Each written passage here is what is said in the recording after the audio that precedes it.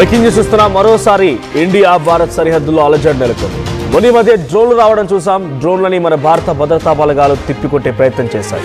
ఇది రకంగా జరుగుతూ ఉండగానే ఒక షిప్ గుజరాత్ పోర్ట్ దగ్గరికి వచ్చింది. 9 మంది పాకిస్తానీల షిప్లో వచ్చారు. వారందరూ అదుపులోకి తీసుకున్నారు.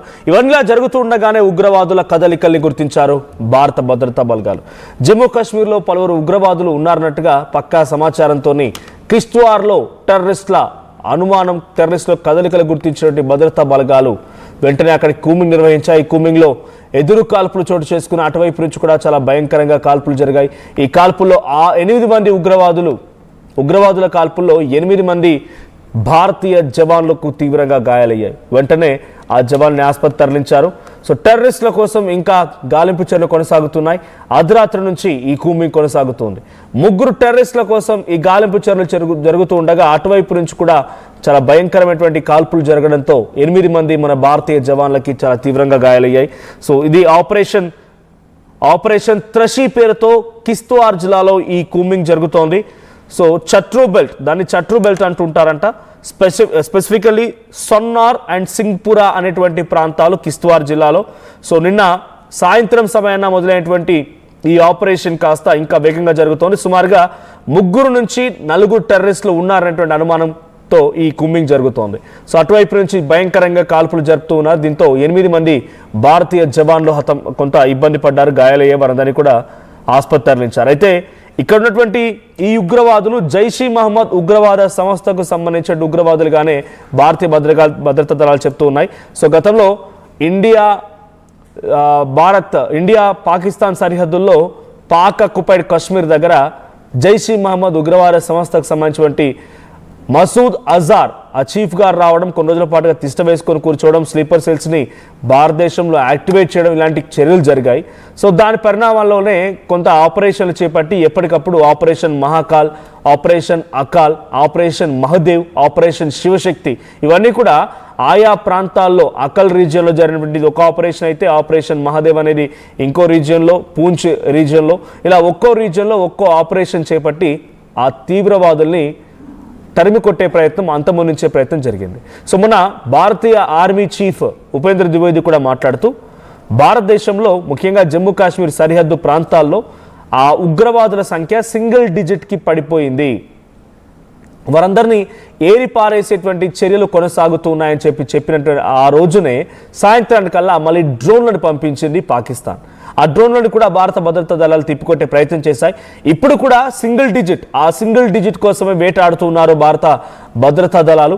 3 ఉగ్రవాదులు కిష్త్వార్ జిల్లాకు సంబంధించినటువంటి సోన్నార్ అండ్ సింగ్పురా అనేటువంటి ప్రాంతాల్లో వారు తిరుగుతున్నారనేటువంటి వాళ్ళ కదలికల నేపథ్యంలో పక్కా సమాచారం మేరకి అటు జమ్మూ కాశ్మీర్ పోలీసులు అండ్ భద్రతా బలగాలు వీళ్ళిద్దరి యొక్క జాయింట్ ఆపరేషన్లో భాగంగా ఈ యొక్క కూంబింగ్ నిర్వహిస్తూ ఉంటే అటువైపు నుంచి కూడా కాల్పులు జరిగాయి. ఈ కాల్పుల్లో 8 మంది భారతీయ భద్రతా దళాలకి చాలా తీవ్రంగా గాయాలయ్యి వారందరినీ ఆసుపత్రి తరలించారు. వీళ్ళంతా కూడా జైషీ మహమ్మద్ ఉగ్రవాద సంస్థకు సంబంధించినటువంటి తీవ్రవాదులు అన్నట్టుగానే భారతీయ దళాలు చెప్తున్న ఇంటెలిజెన్స్ నిఘా వర్గాలు అంచనా వేస్తున్నాయి. అయితే మొన్నే చూస్తాం మనం second generation of leadership start అయింది.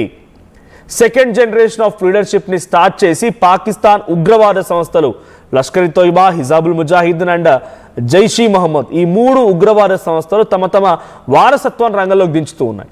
వీళ్ళకి వయసు అయిపోయింది, వీళ్ళంతా హల్వాగాలు అయిపోయారు, ఇక పనికిరాని పనికిమాలలో అయిపోయారు అంతా. నెక్స్ట్ జనరేషన్ రంగంలోకి దించి యూత్ని అట్రాక్ట్ చేసి మళ్ళీ భారత్ పైన ఈ కవ్వింపు చర్యలకు పాల్పడాలి. మీకు ఒక ఆడియో కూడా వినిపించింది మసూద్ అజార్ది ఆర్టీవీ. సో మసూద్ అజార్ ఒక నేషనల్ ప్లాట్ఫామ్ నుంచి వాడొక అంటే పాకిస్తాన్ మీడియాతో మాట్లాడుతూ ఒక సంచలన వ్యాఖ్యలు చేసుకొచ్చాడు. సో నాకు అవసరమైతే ప్రాణత్యాగం చేసే వాళ్ళు కావాలి, ప్రాణాలు అర్పించే వాళ్ళు కావాలి, మానవ బాంబర్లుగా మారేవారు కావాలి. ఫోన్ కోసమో, బట్టల కోసమో, లగ్జరియస్ లైఫ్ కోసమో, కార్ల కోసమో, బైక్ల కోసమో, ఇంకా పిచ్చి వాటి కోసం పోరాడే వాళ్ళు కాదు. నా దేశం కోసం, నా మతాన్ని కోసం ప్రాణాలు సైతం అర్పించేటువంటి ఒక 1000 మంది యువకులు కావాలి. వాళ్ళందరినీ మానవ బాంబర్లుగా తయారు చేసి నేను భారత్ వైపుగా పంపిస్తాను అని చెప్పుకురావడం ఒక ఆడియో సంచలనంగా మారింది. ఇప్పటికే పలు ఉగ్రవాద సంస్థలు వాళ్ళు సిద్ధమైపోయారు. జైషీ మహమ్మద్, లష్కర్-ఇ తోయిబా, హిజాబుల్ ముజాహిద్దీన్ అంటే ఉగ్రవాద సంస్థలో టీఆర్ ద రెసిస్టెన్స్ ఫోర్స్ అనేది ఇంకోటి ఉంది. సో ఇటువంటి ఉగ్రవాద సంస్థలు వాళ్ళు ఆల్రెడీ వాళ్ళ సెకండ్ లీడర్షిప్ని ట్రైన్ చేయడం, ఈ మానవ బాంబర్ని తయారు చేయడం కూడా జరిగింది. ఇలాంటివి జరుగుతున్నప్పుడు డెఫినెట్గా అలర్ట్గా ఉండాల్సిందే. స్లీపర్ సెల్స్ యాక్టివ్ అయ్యే అవకాశం ఉంది. పాకిస్తాన్ కుప్పకూలిపోయినప్పుడు మనం అనుకుంటామా మన తెలుగు రాష్ట్రాల్లో, మన సికింద్రాబాద్లో, మన విజయనగరంలో ఇటువంటి ఉగ్రవాదులు ఉన్నారని మనం ఊహిస్తామా? కానీ జరిగింది. విజయనగరంలో ఓ వ్యక్తి, సికింద్రాబాద్లో ఓ వ్యక్తి, ఇద్దరు కలిసి వీళ్ళిద్దరు ర్యాండమ్గా ప్రభుత్వ ఉద్యోగాలకు ప్రిపేర్ అవుతూ ఒక రూమ్లో ఉంటూ వీళ్ళు ఆ స్పీచ్ల పట్ల, మత విద్వేషాలు రెచ్చగొట్టేటువంటి వ్యాఖ్యల పట్ల, ఆ విషపు బీజాల పట్ల వీళ్ళంతా కూడా కొంత అట్రాక్ట్ అయిపోయారు. ఈ అట్రాక్షన్లో భాగంగా ముంబైలో జరిగినటువంటి యాంటీ ఇండియన్స్ ప్రోగ్రామ్కి ఒక సీక్రెట్ ప్రోగ్రామ్కి వీళ్ళంతా అటెండ్ అయ్యారు. అక్కడ మరింతగా విషపు బీజాలు నాటారు.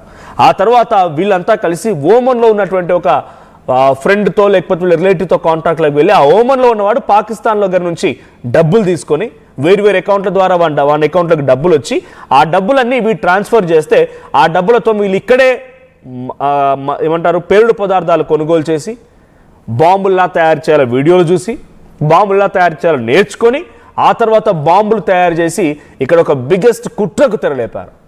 దాన్ని మన ఆంధ్రప్రదేశ్ పోలీసులు చూశారు కాబట్టి పసిగట్టి వాటిని తిప్పికొట్టే ప్రయత్నం చేశారు.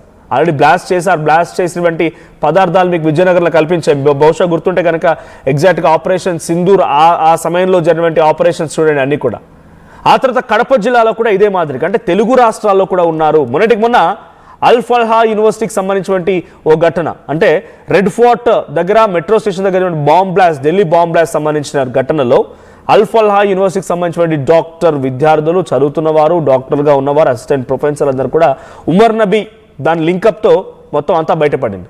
అయితే దాంట్లో ఒక రెజిన్ తయారు చేసినట్టు హైదరాబాద్ వాడు కూడా ఉన్నాడు. అనుకున్నామా? మొహమ్మద్ నజీర్ వాడి పేరు.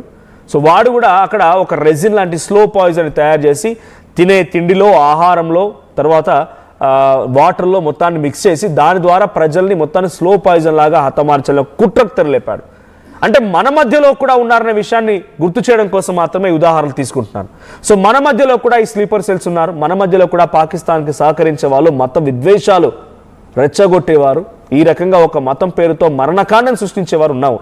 సో మీ చుట్టూ అటువంటి వాళ్ళు కనుక ఉంటే ఒక్కసారి గమనించండి. వాళ్ళ కదలికల్లో కొంత తేడా అనిపిస్తుంది, వాళ్ళ సోషల్ మీడియా ప్లాట్ఫామ్స్లో తేడా అనిపిస్తూ ఉంటుంది.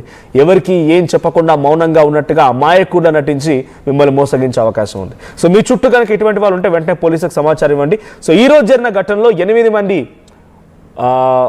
భారతీయ భద్రతా దళాలు చాలా తీవ్రంగా గాయపడ్డాయి. ఇంకా ఈ ఆపరేషన్ కొనసాగుతోంది. ఈ ఆపరేషన్ పేరు త్రషి. కిష్త్వార్ జిల్లా సోన్ ఔర్ అండ్ సింగపూర్ అనేటువంటి ఈ ప్రాంతాల్లో, ఈ ఏరియాస్లో ఈ యొక్క కూంబింగ్ జరుగుతోంది. అర్ధరాత్రి నుంచి ఇది మరింతగా తీవ్రతరమైంది. ఒక 3 టెర్రరిస్టులు ఉన్నారనే సమాచారంతో భారతీయ భద్రతా దళాలు, జమ్మూ కాశ్మీర్ పోలీసులతో జాయింట్ ఆపరేషన్ కొనసాగుతుంది. జైష్-ఈ-మొహమ్మద్ ఉగ్రవాద